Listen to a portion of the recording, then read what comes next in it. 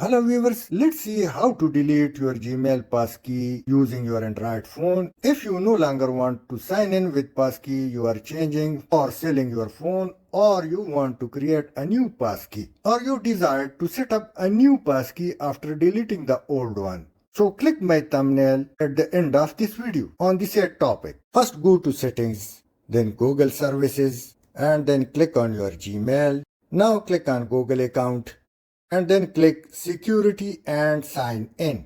Now scroll down and click passkey and security keys. Now edit and cross available. If I click this pencil like sign, so I can edit my passkey name, but let's cancel it and simply click this cross and this message appears, so click remove. Now the message display passkey were removed. At the same time you can also see passkey removed message from your quick access. So if you click this downward arrow you can see it, or you can simply reach to your Gmail to check the detail. Thanks for watching.